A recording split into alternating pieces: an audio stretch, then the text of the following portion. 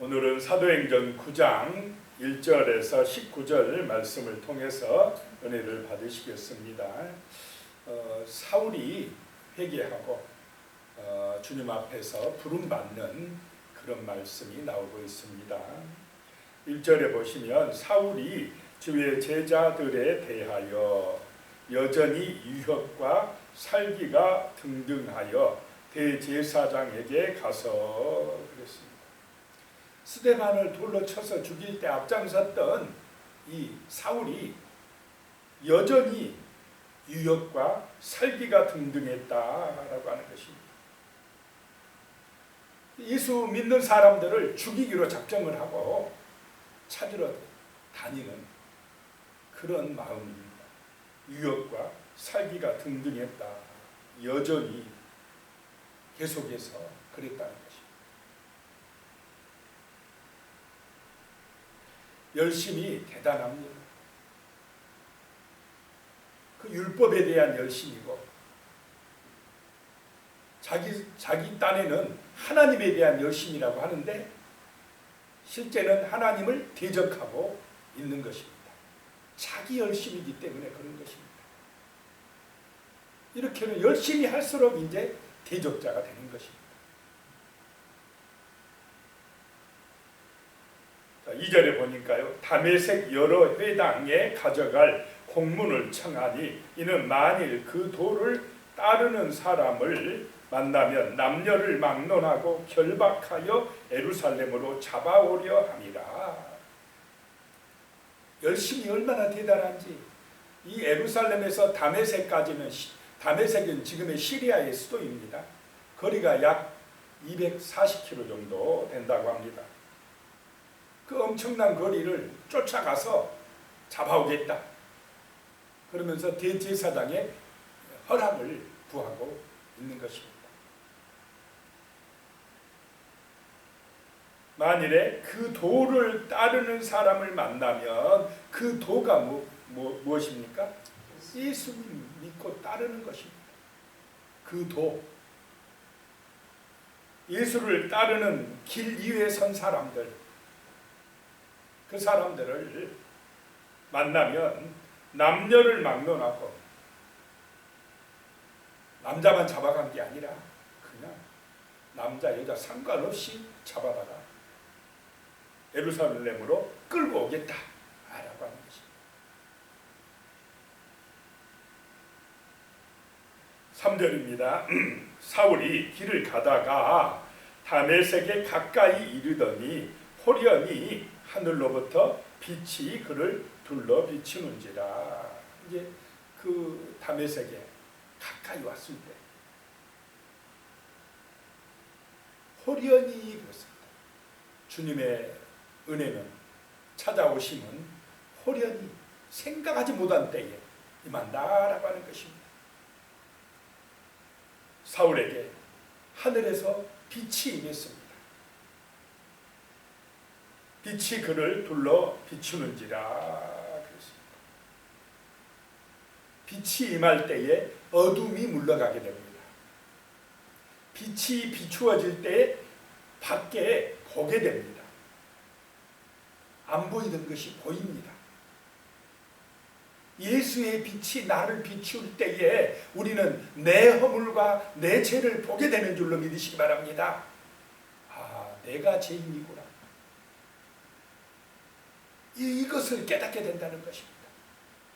이 예수의 빛이 비추기 전에는 이 사울은 자기가 잘한다고 생각을 했습니다. 하나님께 열심히 있다고 생각을 했습니다. 충성한다고 생각을 했습니다. 그런데 예수의 빛이 비춰오니까 자기의 죄가 보이기 시작합니다. 자기가 하나님을 대적하고 있다는 것이 깨달아지는 것입니다. 그리스도인들이 죄인이 아니고 자기가 죄인이라는 것을, 자기가 하나님 앞에 대적자라는 것이 보여지고 깨달아지는 순간이 하늘에서 빛이 비춰오는 순간이었다라고 하는 것입니다. 이것이 바로 거듭남의 순간이요 구원의 순간인 줄로 믿으시기 바랍니다. 아, 내가 죄인이구나. 내가 문제구나. 나를 살리려고 예수님께서 십자가에서 죽으셨구나. 그분이 하나님이시구나. 이거를 이 순간에 여기서 이제 깨닫게 되는 것입니다. 빛이 비추었다는 것입니다. 4절입니다. 땅에 엎드려져 들음에 소리가 있어 이르되 사울아 사울아 내가 어찌하여 나를 박해하느냐 하시거늘. 빛이 비춰온 다음에 소리가 임했다라고 하는 것입니다. 내가 그 빛으로 인하여서 나의 실상이 보여진 후에야 내가 허물이 많은 죄인이구나 라고 깨닫기 시작할 때에 하나님의 말씀이 들려졌다는 것입니다. 예수님의 말씀, 소리가 들려졌다라고 하는 것입니다. 하나님의 말씀이 내게 들려지는 은혜가 임하시기를 축복합니다. 다른 사람이 아니라 내게 들려지는 하나님의 말씀이 날마다 있으시기를 축복합니다. 사울아 사울아 두 번씩이나 불렀다는 것은 깨우쳐 주시기 위함입니다. 사울아 사울아 내가 어찌하여 나를 박해하느냐 하시거늘. 이 사울이 예수님을 만난 적이 있습니까? 스데반 죽일 때는 앞장섰지만 예수님 죽일 때는 사울이 함께 그 자리에 있었습니까? 없었습니까? 예수를 직접 보지도 않고 죽이는데 앞장서지도 않았는데 예수님의 말씀이 어찌하여 너는 나를 박해하느냐 그렇게 이야기하십니다. 예수 믿는 제자를, 예수 믿는 성도를 박해하는 것이 곧 누구를 박해하는 것입니까? 예수님을 박해하는 것이다. 예수님의 교회를 공격하는 것은 누구를 공격하는 것입니까? 예수님을 공격하는 것입니다. 예수님을 대적하는 것이다 라고 말씀하십니다. 내가 어찌하여 나를 박해하느냐. 6절입니다.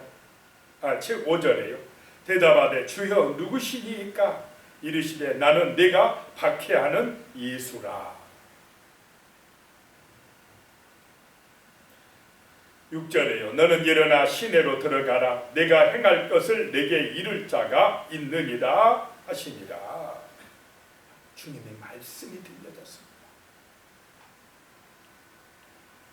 시내로 들어가면 내가 행할 것을 내게 가르치는 자가 있을 것이다 라고 하는 예수님의 음성이 들려졌습니다. 7절입니다. 같이 가던 사람들은 소리만 듣고 아무도 보지 못하여 말을 못하고 서 있더라. 같이 가던 사람들도 깜짝 놀랐습니다. 그 소리, 음성을 듣는데 그들은 아무 말도 못하고 두려워 떨고 있었습니다. 8절입니다. 사울이 땅에서 일어나 눈은 떴으나 아무것도 보지 못하고 사람의 손에 끌려 다메섹으로 들어가서 눈은 떠 있는데 육신의 것은, 세상의 것은 아무것도 안 보입니다. 그러면 이때에 사울의 눈에 보이는 것이 무엇이었겠습니까?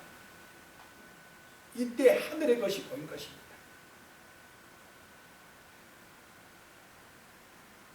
주님을 만나니까, 주님이 찾아오시니까 영적인 눈이 열려서 하늘의 삼층천을 체험한 것입니다.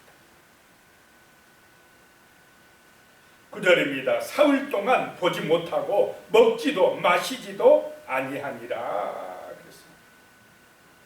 3일 동안 금식하는 것입니다. 보지도 못하고 먹지도 못하고 마시지도 못하고 오직 뭐 하고 있느냐? 주님만 바라보고 있습니다. 기도하고 있다라고 하는 것입니다. 이 3일 동안 사울이라는 사람이 완전히 새로워지고 있습니다. 하나님의 대적자에서 이제 하나님의 일꾼으로 거듭나는 순간이 이 3일의 기도의 순간이었습니다. 기독교의 가장 적대적이었던 이 사울을 순식간에 이 3일 동안에 회심을 시켜가지고 복음의 일꾼으로 만들고 계시다라고 하는 것입니다. 10절입니다. 그때에 다메섹에 아나니아라 하는 제자가 있더니 주께서 환상 중에 불러 이르시되 아나니아야 하시거늘 대답하되 주여 내가 여기 있나이다 하니, 아나니아라는 제자가 있는데 그 다메섹 시내에 기도하고 있는데 주님께서 환상 중에 부릅니다. 아나니아야. 아나니아야 부르면 어떻게 해야 됩니까? 주여 내가 여기 있나이다 그럽니다. 이것이 참된 성도의 자세입니다. 말씀하십시오. 순종하겠나이다. 이것이 말씀 앞에 선 성도의 참된 자세다라고 하는 것입니다. 순종하겠나이다라고 하는 것입니다. 11절입니다. 주께서 이르시되 일어나 집가라 하는 거리로 가서 유다의 집에서 다섯 사람 사울이라 하는 사람을 찾으라. 그가 기도하는 중이니라. 일어나서 집가라 하는 거리로 가라. 집가는 동서로 곱게 뻗은 거리를 말합니다. 곱게 뻗은 그 큰 길, 곧은 길로 가봐라.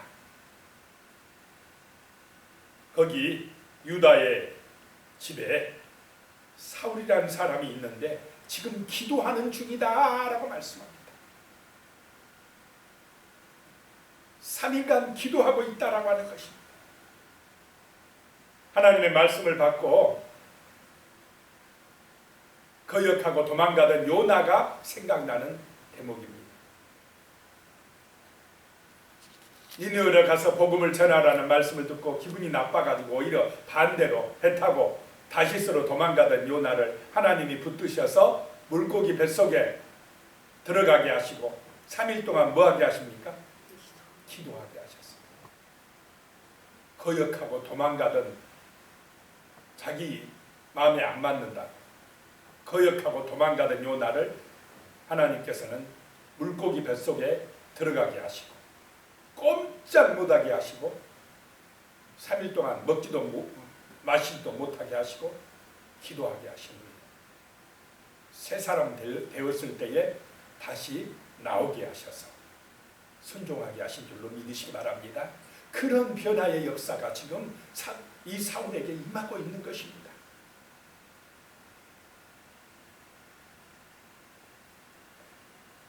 (12절입니다) 그가 아나니아라 하는 사람이 들어와서 자기에게 안수하여 다시 보게 하는 것을 보았느니라 하시거든. 미리 보여줍니다. 주님은 아나니아에게 찾아가서 말씀하시고 또 사울에게 보여주시고 환상 중에 아나니아라는 제자가 와서 자기에게 안수하여 보게 하는 것을 환상 중에 깨닫게 하셨다. 보게 하셨다. 알아가는 것입니다. 자, 예수님은 지금도 살아계시는 줄로 믿으시기 바랍니다. 성령으로 역사하고 계시다라고 하는 것입니다.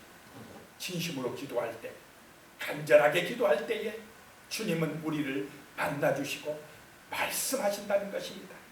은혜 주신다는 것입니다. 13절입니다. 아나니아가 대답하되 주여 이 사람에 대하여 내가 여러 사람에게 듣사온즉 그가 예루살렘에서 주의 성도에게 적지 않은 해를 끼쳤다 하더니, 아나니아가 사울에 대한 소문을 다 듣고 있었습니다. 예루살렘에서 주의 성도들을 적지 않게 해를 끼쳤다 하더니 14절입니다. 여기서도 주의 이름을 부르는 모든 사람을 결박할 권한을 대제사장들에게서 받았나이다 하거든.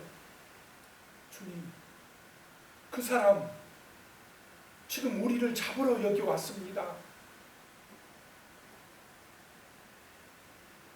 결박할 권한을 가지고 이 다메섹에 왔나이다 라고 아나니아가 주님에게 기도하고 있는 것입니다. 이야기하고 있는 것입니다.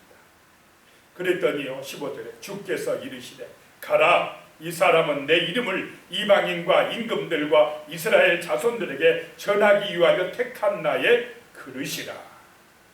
16절입니다. 그가 내 이름을 위하여 얼마나 고난을 받아야 할 것을 내가 그에게 보이리라 하시니. 자, 순종해야 됩니까? 말아야 됩니까? 육신 생각하면 가면 안 돼요. 지금 기독교인을 잡으러 왔어요, 그 사람. 그런데 기도하는 중에 주님이 가라 그럽니다. 이럴 때 갈등이 있는 것입니다. 내 생각으로는 안 맞아요. 그게 이해가 안 되는 일입니다. 내 생각이 앞서야 됩니까? 주님의 말씀이 앞서야 됩니까? 여기서 이제 우리는 주님의 뜻, 그분의 음성을 들어야 될 줄로 믿으시기 바랍니다. 내가 죽어야 된다 이 말입니다. 그래야 참된 제자가 된다. 근데 제일 어려운 것이 무엇이냐? 자꾸 내 육신의 생각, 내 자아가 올라와요. 이것이 인간의 부족함이고 죄인됨입니다. 그 사람 지금 스데반 죽이는데 앞장선 사람이고 우리를 잡으러 왔는데 그 사람에게 가서 기도해 주라니 주님 이해가 안 됩니다 라고 마음속에 얼마나 인간적인 고뇌가 일어났겠습니까? 그런데 17절에 보시기 바랍니다.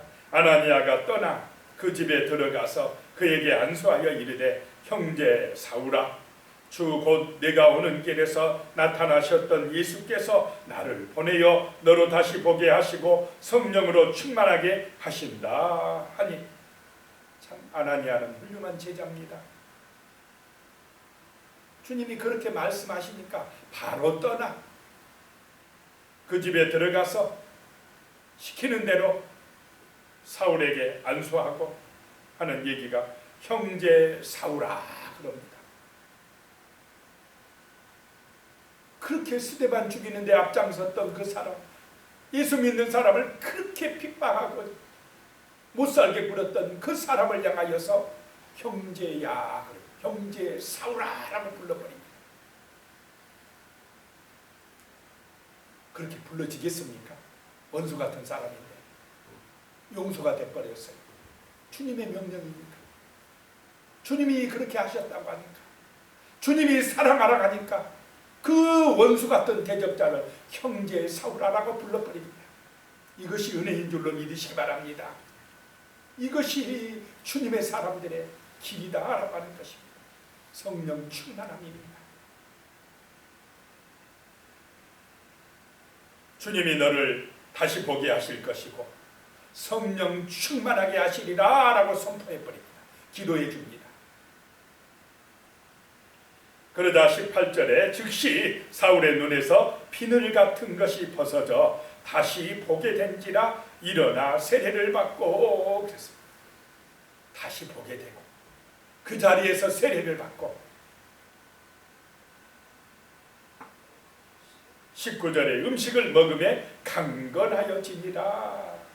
강건하여졌다라고 하는 것은 영육간에 회복되었다라고 하는 것입니다. 새 사람이 되었다는 것입니다. 이제 대적자가 아니라 예수의 사람, 예수의 제자가 되었다라고 하는 것입니다. 구원받았다라고 하는 것입니다. 사울이 변하여 새 사람 된 줄로 믿습니다. 대적자가 이제 예수의 증인이 되는 그런 은혜를 체험한 것입니다. 기도하겠습니다. 하나님 아버지, 정말로 예수의 빛이 호련히 임할 때에 우리는 그 빛으로 말미암아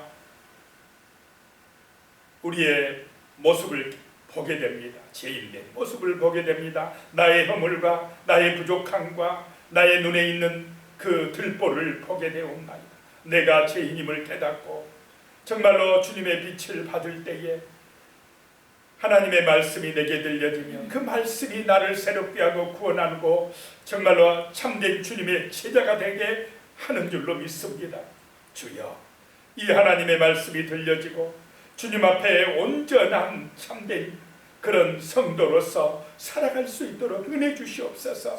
영육간의 강건함을 허락하여 주시옵소서. 예수님의 이름으로 기도드리오며 이제는 우리 주 예수 그리스도의 은혜와 하나님 아버지의 무한하신 사랑과 성령님의 교통하시고 함께하시고 도우시는 은혜가 영원히 함께하시기를 축원하옵나이다. 아멘.